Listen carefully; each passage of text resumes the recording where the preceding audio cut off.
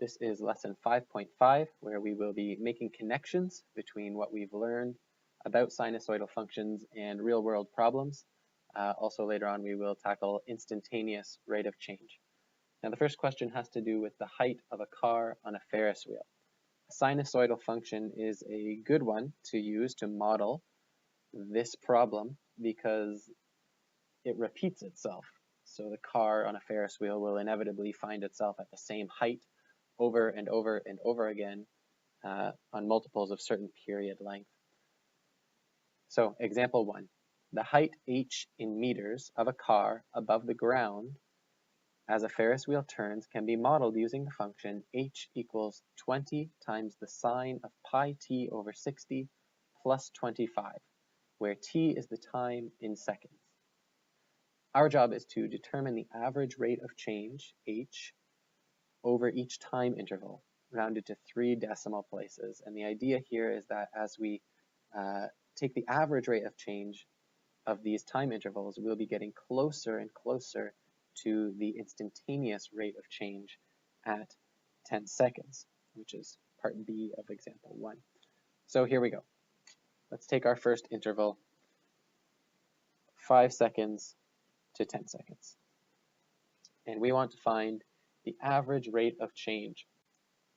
We'll be using our average rate of change formula, which is simply h2 minus h1 over t2 minus t1. And we have here the general formula for the height of the car of the Ferris wheel. And so I'm going to go ahead and put that on there. And I've already inserted the values that we need for time in this case. So here you have 10 with the pi and minus, that's the difference between what's happening here, the height at 5 seconds and time 10 minus 5 at the bottom. And we punch that whole big thing into our calculator, and the value of that rate of change is approximately 0.965. Okay, to approximate the next one, we're going to use the exact same formula. I'm simply going to change the values that we have here, and we're going to be using the difference between t equals 10 and t equals 9. And so I punch that formula into my calculator, and I discover that the approximate rate of change over the interval from between 9 and 10 seconds is 0.920. And as you can see, we're getting closer and closer to the instantaneous rate of change at 10 seconds. We've done the difference between 10 and 5, now the difference between 10 and 9.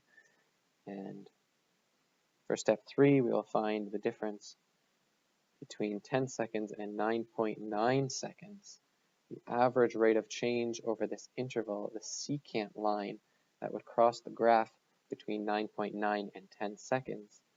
And we discover that the average rate of change for that interval is 0.908.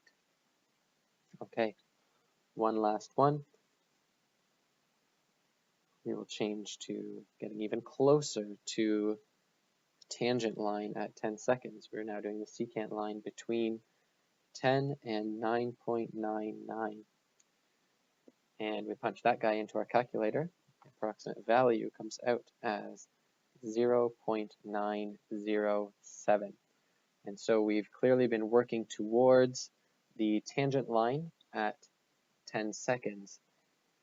It is now safe to tackle B, the instantaneous rate of change at t equals 10 seconds is about 0.907 meters per second. So this is all being measured in meters per second.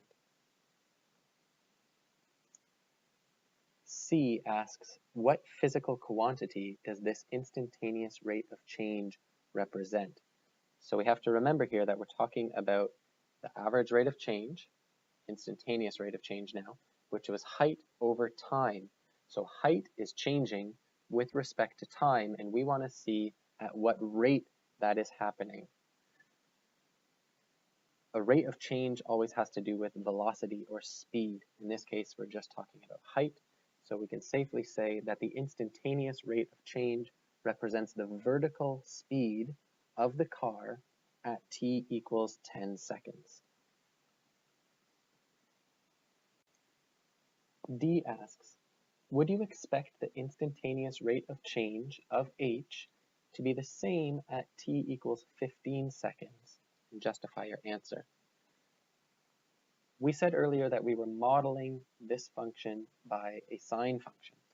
And so first what I'll do is draw a sine function. So we can have a look at what the sine function generally looks like. And we just discovered that the rate of change at t equals 10 seconds is approximately 0.901. So let's assume, let's say this is the slope of the tangent line at t equals 10 seconds. Can we safely assume that at t equals 15 seconds, that the slope of this tangent line, or in other words, the rate of change, will be the same?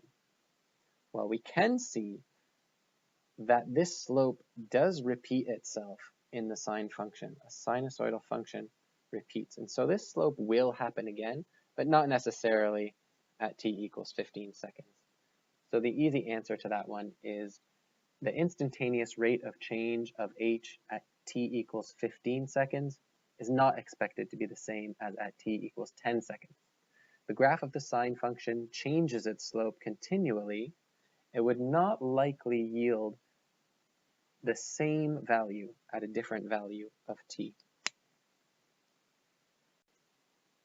The real life situation that is supplied for us in example 2 has to do with temperature over the course of a year in Moose Factory, Ontario.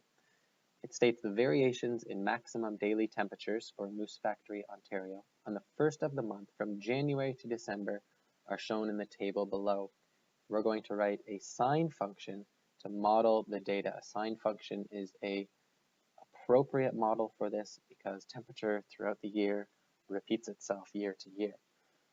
So here we go. The general formula for temperature in this situation is the sine function, and we have our constants which will modify the sine function. We're going to use the information given to us to find out what A is, K, what D is, and what C is, so that we can accurately find an accurate function to represent this data. Okay, let's first find A, the amplitude for this situation.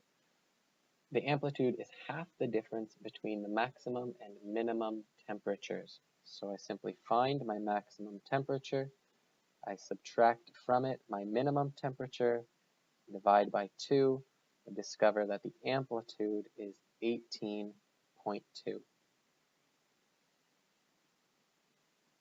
I next want to take on the constant C. Constant C represents the vertical translation. It is the average of the maximum and minimum temperatures. So I take my maximum temperature, I add my minimum temperature, and divide by 2 to find the average of those temperatures.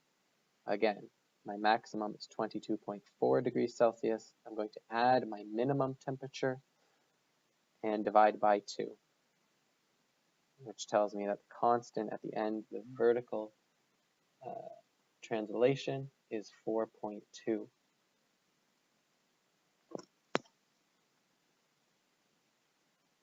Next, we're going to find K. Now, this period length from month to month is going to be 1 year. We're measuring in months, so the period length is going to be 12 months. Desired period is 12 months. So, my period length is typically in a sine function 2 pi, and in order to find K, I need to divide 2 pi by 12. This is going to be our division triangle, whereby we have 2 pi, and we have 12, which is the period length in this case. K is the constant that we multiply the sine function by in order to get the desired period. So this tells me that K is equal to 2 pi over 12, which is equal to pi over 6. Okay, the period is 12. We now need to find the phase shift. Now, in a sine function, the maximum value occurs at 1/4 of a period. I can draw that out. So we have our sine function here. And if this were start point, and this were end point, this would be 2 pi on the sine function. And we could split it into quarters. The maximum point happens at 1/4 a period. Okay? So in this case, where the period length is 12 months, we know that the maximum value for the sine function is going to happen at t equals 3. Maximum value, in this case, 12 months in the year, a period of 12, occurs at t equals 3. If the graph of this function was not going to be horizontally translated, if it was not going to have a shift phase, then we would expect to find the maximum in the 3rd month. But if we look again at our table of values, we find that the maximum temperature of 22.4 degrees Celsius happens in the 7th month. So this function is being moved. The phase shift then is 7 minus 3, because the maximum would generally occur at t equals 3, but we're told that it happens at t equals 7. So in order to move from 3 to 7, we need to move it 4 months to the right. 4 months to the right is the phase shift. So d equals 4. We now have enough information to write the sine function that models the data. Temperature here is equal to 18.2 times the sine pi over 6 times m minus 4 plus 4.2. In part B of the example, you are asked to make a scatter plot of the data.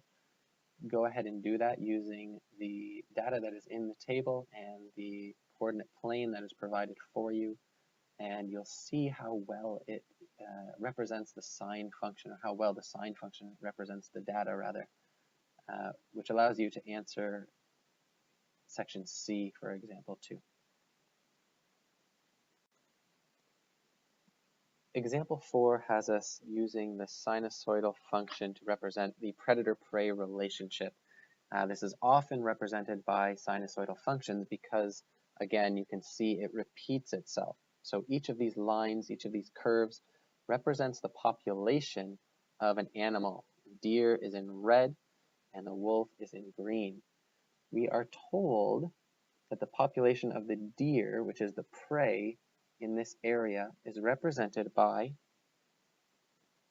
P of t, little p for prey, is equal to 2,000 plus 500 cos of t. We are also told that the population, the wolf population in this area, the same area where the deer are living, is represented by the formula P of t, capital P for predator, is equal to 500 plus 100 times the sine of t. And so you can see that the starting population of the deer is much higher than that of the wolf, which is why on our graph here we have the vertical difference between deer and wolves. But we're going to see how these relate to each other. We've graphed them already for you over a period of approximately 20 years, and now we're going to compare the two graphs. What's happening to the deer population when the wolf population is increasing? And what's happening to the deer population when the wolf population is decreasing? Let's first look at what's happening at the start. Here we have the wolf population increasing, and at the same time we have the deer population decreasing. Well, that makes sense. If there's going to be more wolves, they're going to be eating more deer. The deer population is going to decline. But at some point, the deer population is going to reach its local minimum. It's going to decline so significantly that the population of wolves cannot be supported by the population of the deer. And so the population of the wolves is going to decline. And when that starts happening, there are fewer wolves to eat the deer, and the population of the deer begins to increase. And so this is why it's a predator-prey relationship. These graphs are very dependent on each other. As there are fewer predators, there will be more prey. As there becomes to be more prey, then there's more food for the predators, and their population will increase, thereby reducing the prey population, and the cycle continues. That brings us to the end of lesson 5.5. Some of the key concepts that you want to remember is that the instantaneous rate of change of a sinusoidal function will follow a sinusoidal pattern, which means it will repeat. Many real-world processes can be modeled by the sinusoidal function, even if they do not involve angles. Any relationship, anything where its value is being repeated over a certain period of time, etc., can be represented by a sinusoidal function, although it usually requires the transformation of the basic sinusoidal function. And you can find that transformation based on data that is given. Go ahead and try your homework, page 296, numbers 1 through 4 and 6, a short one today.